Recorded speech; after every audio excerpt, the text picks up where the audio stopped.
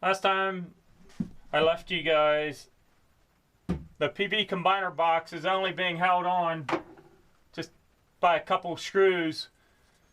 These holes are too big, and I tried to find some broad flathead screws, but I couldn't.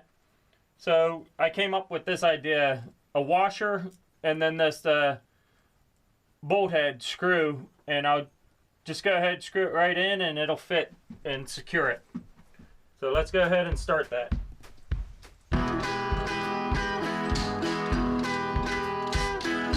The other issue I had was getting my screw in here to screw it in, so I got this 6-inch Milwaukee long drill bit, so I'm gonna go ahead and use this. Oh yeah, that's more than good. So let's go ahead and get this started. The box is level, so I'm gonna go ahead, stick this in the center of the hole. Ouch!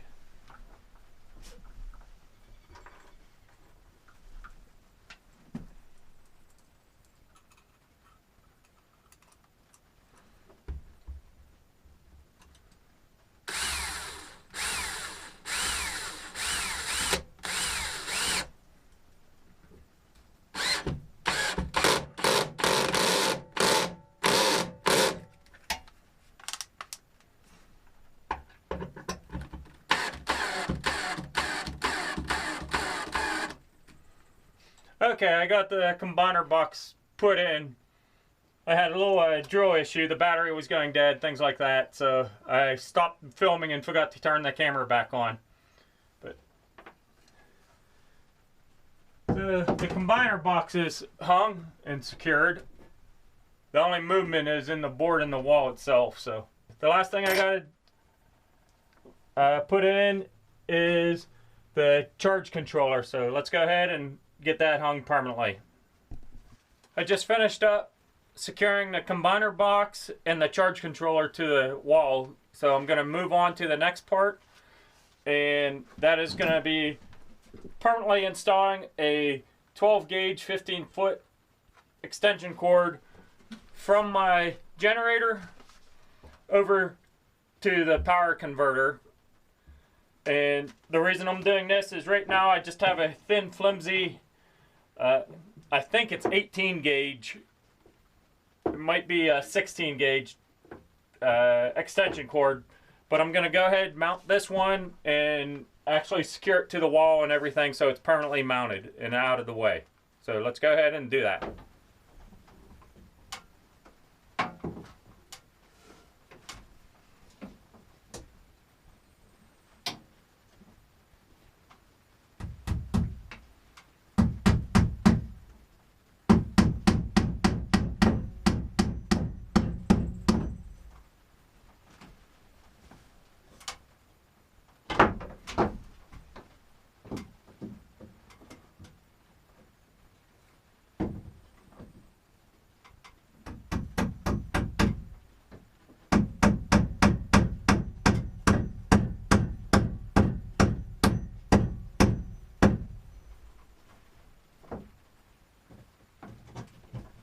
Perfect. So now that's totally out of the way. If we have a pretty bad earthquake, there's a little bit of play here. So that's installed. Now I can move on to the next item. Okay, the next step is to start wiring the breaker panel and get it so I can hook it into the power inverter here. I found this piece of 6-foot 600 volt cord at one of the big box stores this last week.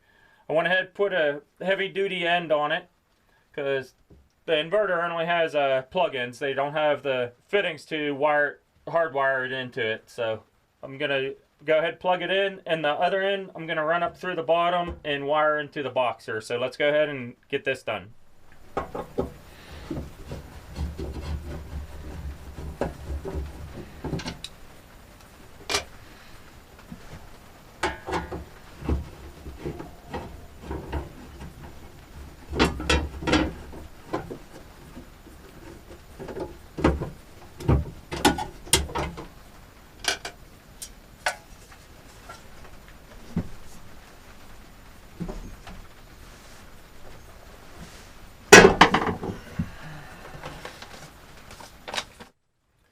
Okay, I'm gonna go ahead, wire this up. This has 4 wires in it. I'm not using the red one. So the white is the neutral, the black is the hot, and the green is ground, obviously. So the black is gonna connect into this post here, and I'm just gonna use this upper bus bar. I'm gonna skip a spot so I don't have to wire the bottom one. And then the white will come into here to make this neutral, and the green will be just in one of these holes with a set screw. So I'm gonna go ahead, get this cut back a little bit, and get this wired in.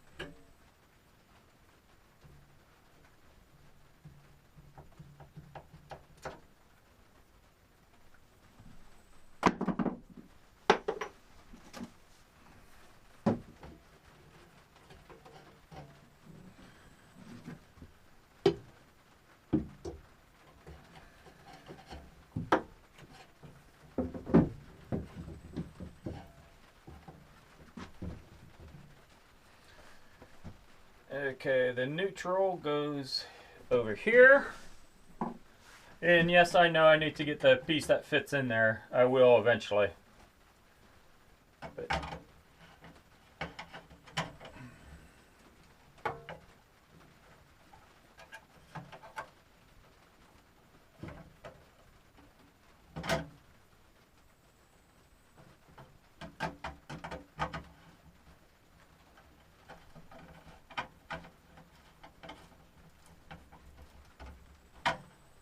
so now when I plug this in, this top bus bar should be hot. So that's every other one. I'm only going to hook up 1, maybe 2 breakers. So having 3 spots is more than enough that I need. This is the neutral bar. And then the ground is just going to be a set screw that I put in over here, I think. And that will be more than good. And then on these breakers, the hot comes off here to go over to the cabin. The neutral will screw into one of these, and then the ground will just be grounded there. Actually, I'll get a couple of the brackets to nail in to hold this up like this. And then this will be able to plug in right here. And the one main reason I'm doing it this way is sometimes in the summertime it can get into the low to mid 90s here at the cabin, and having virtually 24-hour daylight, the cabin gets so hot that it doesn't cool down to the low 80s until like 3 in the morning. So I do have an air conditioner, and if I want to run that to cool the cabin down so I can fall asleep, I'll dig out my big generator, and I can just unplug it here and plug this into an extension cord over to the big generator. I will get a couple brackets to hold that tight against the wall there. And then I'll be able to just plug this into this top outlet and be good to go. I got this started to be wired up. I'm thinking what I might do is do 2 breakers over at the cabin. One for the refrigerator, one for everything else, and then this 3rd breaker, I'm thinking I will do like outside outlets, and 1 or 2 outlets here in this power shed, definitely one over on the cabin, lights for in this power shed, and things like that. Anything outside the cabin will be this 3rd breaker. Then I don't have anything else to put on breakers, so I only need 3. As of right now, this is all the farther I can go on the breaker panel. I'm going to go ahead and screw the cover back on until the next time. Oh, I'm going to take this out at the moment and put the panel back on.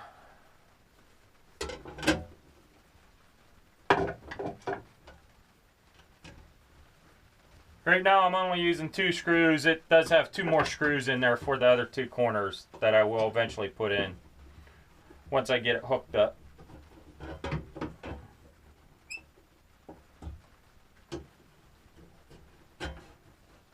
Okay, on to the next part out here. I'm back out here at the solar project. My last video I posted, a lot of people commented that my wires for the batteries were way too small for the amount of batteries I have, the amperage going through them. I just felt the wires, they're not even a bit warm or anything. They are 8 gauge wires. I do know that's a little bit small, so last night I did look up online and saw if I doubled up the 8 gauge, that would be equivalent to one 5 gauge wire. So I'm going to go ahead and do that just to be on the safe side. I don't think the 8 gauge is a problem for what the amount of electrical usage I'm pulling off these batteries right now.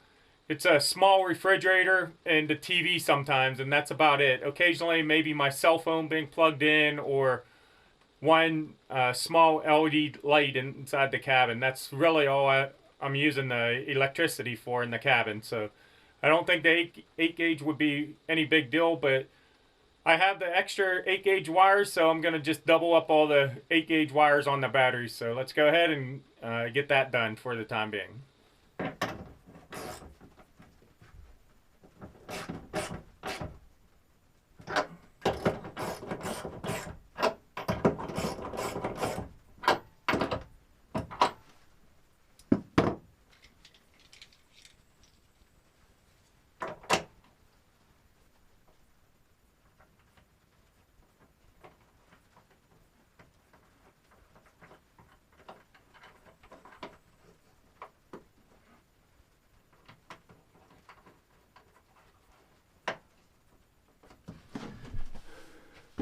Okay, I got 2 positive and 2 negative 8 gauge wires going from each battery to the next battery. The only place I don't have the 2 wires is coming into the first battery. I only have one 8 gauge coming in, and I figure that should be enough. It's solar panels and a wind turbine that's coming in, and I'm not running that high a voltage coming in, so that should be more than enough. And then I got 2 batteries going out, or I got 2 8 gauge wires coming out, going into the out bus bars. Here's 2 positive and then the 2 negative right here. I got everything as neat as I possibly can, considering you have 4 wires on each terminal except the first and last battery. The only place I don't have 2 wires is right here on this negative, but this is the 4 gauge wire connecting those 2 batteries, and that's what a couple people said on the post, that I needed heavier. I needed at least 4 gauge, so this is a 4 gauge wire, so that's why there's only one going between these 2 batteries. I did a online wire calculator, and it said 2 8 gauge wires is the equivalent to one 5 gauge wire. So for the amount of electricity I'm pulling, this is going to be more than enough for my cabin. I have next to nothing running on it, and the inverter on the output watts, unless the refrigerator is running, usually says 0 watts being used. So let's go ahead and turn this back on and see if anything happens.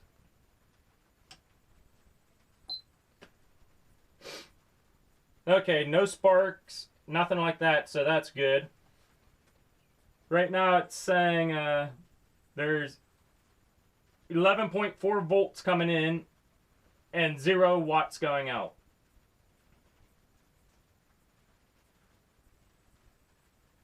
Still 0 watts going out.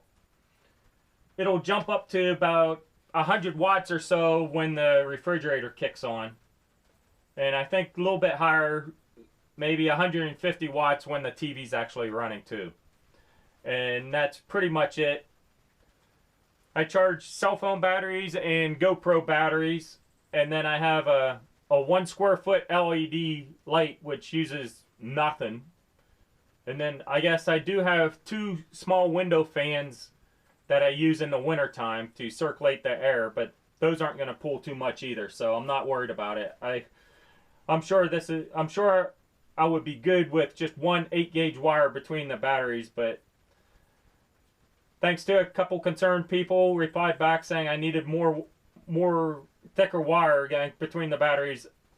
I did double up, so I should be good now on the wires between the batteries. Again, I tried to make it as neat as possible, but when you have this many wires crossing over each other and stuff like that, it's kind of hard to make it look really nice. But I did the best I could.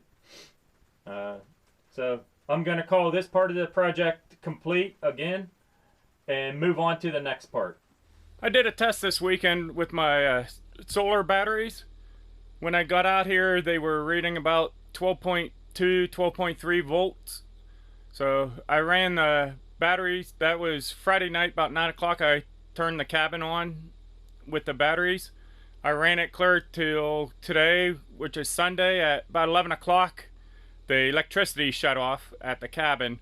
Went out, looked at the inverter, and it was reading a LO on the output symbol, output screen. So I checked the batteries, and they were below 11 volts each. Well, as a unit, they were below 11 volts. So I plugged in the generator, and I'm trying to charge them up. They've gotten charged up to about 12.2 volts or so, but it's not holding the voltage. Even when I put the volt tester on it, it'll read that, but it'll about every 10 or 15 seconds it'll drop down from like 12.23 volts down to 12.22 volts, 12.21 volts, so on. About every 10 or 15 seconds it'll drop down. So, and that's with no draw whatsoever, with the inverter turned off. So I sure hope I didn't ruin my batteries by doing this test this weekend. We'll have to see what happens. Stay tuned, and don't forget to subscribe to see the whole saga of this battery and solar panel install. Thank you.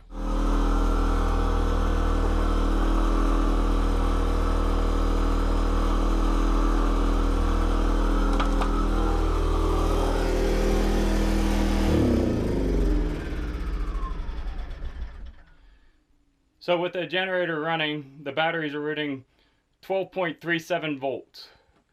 Now watch what happens without the generator running. The inverter is turned off, so nothing's hooked up to the batteries. It's just the batteries acting as one big battery. They're linked together parallel, so the volts should stay the same and the amps are multiplied. But look at what happens with the volts.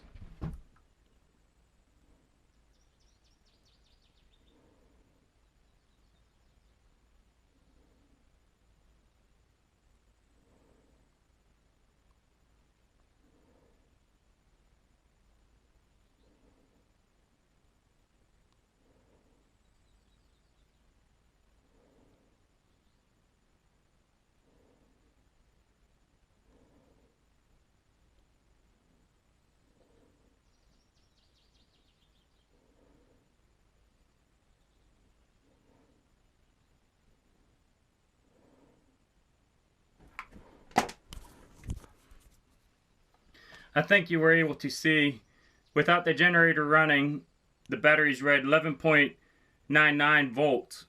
And then about 15-20 seconds later, it was 11.98 volts.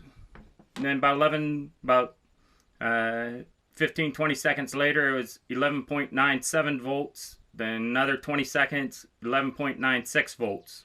The only thing hooked up to the batteries was the digital multimeter, and that shouldn't be pulling anything off the batteries.